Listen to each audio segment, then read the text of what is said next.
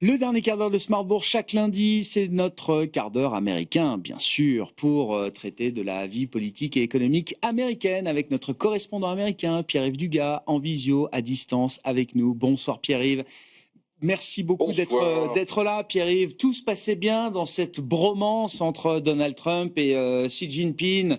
Les deux hommes se respectent, les deux hommes sont à la tête d'une superpuissance. Ils devaient même se rencontrer au sommet de la PEC, prévu, je crois, d'ici 10-15 jours. Que s'est-il passé ce week-end, Pierre-Yves?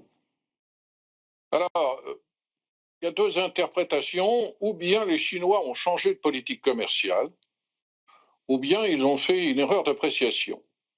En envoyant une lettre, le ministère chinois du commerce à tous les partenaires de la Chine, en expliquant que dorénavant, dès qu'un produit contient 0,1% de terres rares chinoises, il va faire l'objet de mesures de contrôle d'exportation et d'un processus de déclaration extrêmement compliqué, extrêmement détaillé, qui de fait donne l'impression de vouloir donner à la Chine un veto sur l'utilisation des terres rares chinoises, y compris sur le marché secondaire aux exportations.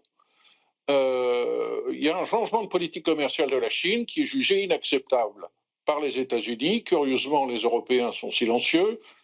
Et qui a déclenché une violente colère de la part du président Trump qui promet maintenant, si le changement de politique se vérifie, d'ici le 1er novembre, d'imposer une forte augmentation de droits de douane de 100%. Ou alors c'est une erreur d'appréciation de bureaucrates chinois. C'est la porte ouverte en tout cas, qui a été donnée encore tout à l'heure par Scott Bessent, le secrétaire américain au Trésor, qui dit tout ça peut se négocier, tout ça peut se corriger si les Chinois reconnaissent qu'ils ont parlé trop vite et qu'ils ont mis en place une usine à gaz qui est inacceptable.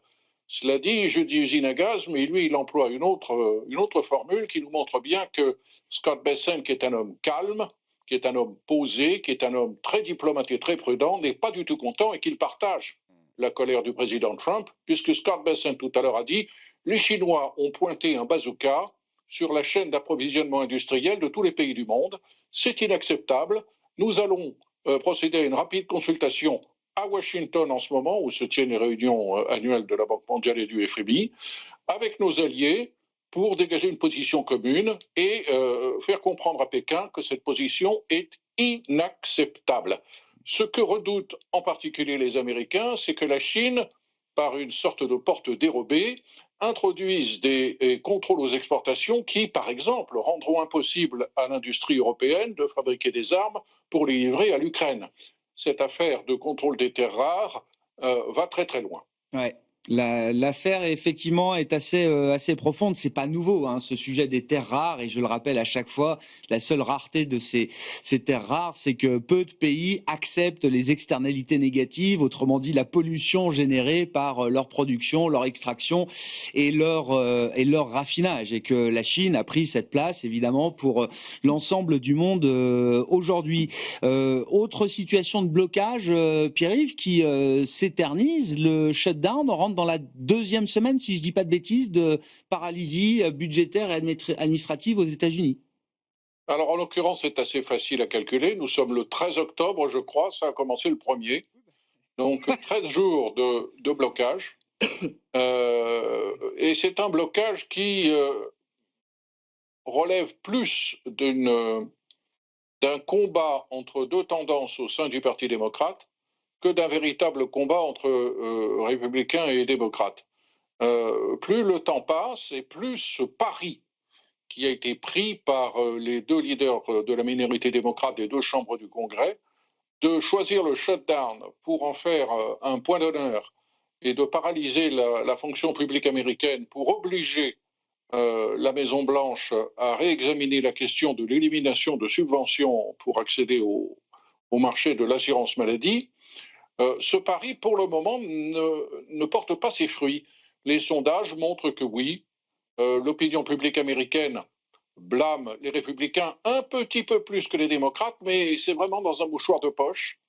Et ce soulèvement de l'opinion contre ce shutdown que les démocrates attendaient ne s'est pas encore produit. Alors plus le temps passe, plus ça devient compliqué, pas simplement pour les fonctionnaires américains, dont une bonne partie sont obligés de travailler sans être payés, ce qui est quand même un comble, mais aussi pour tous les gens qui travaillent pour, indirectement, le gouvernement fédéral américain, mais sous contrat, dans le secteur de la construction, par exemple, et qui ne peuvent plus payer leur retraite.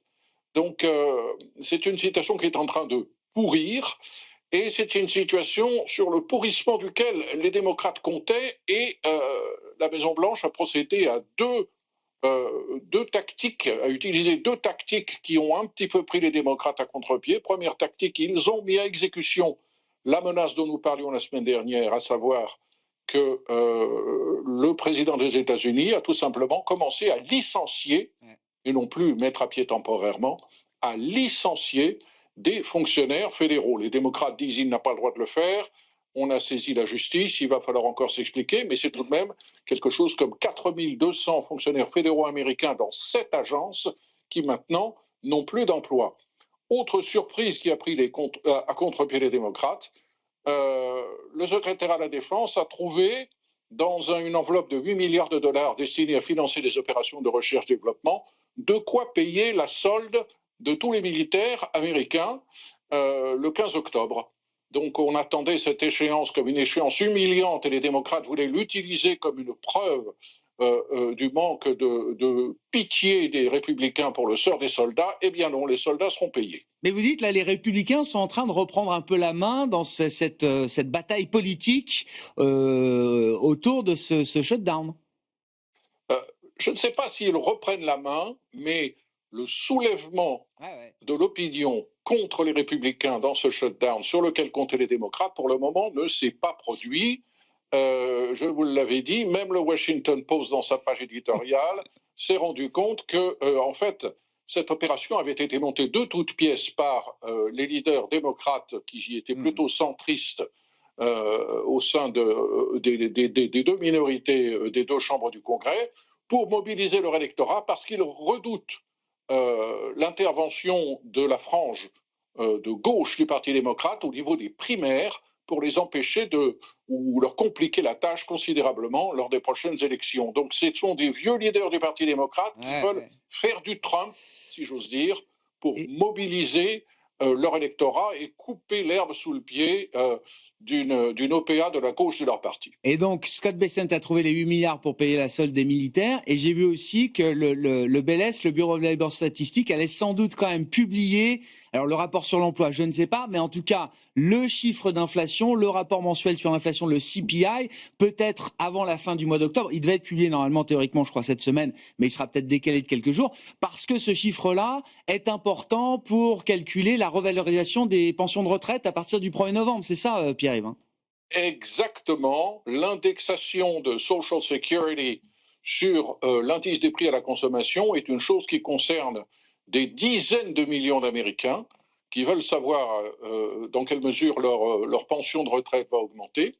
Et l'absence de l'indice des prix à la consommation allait empêcher cette indexation, donc il fallait intervenir.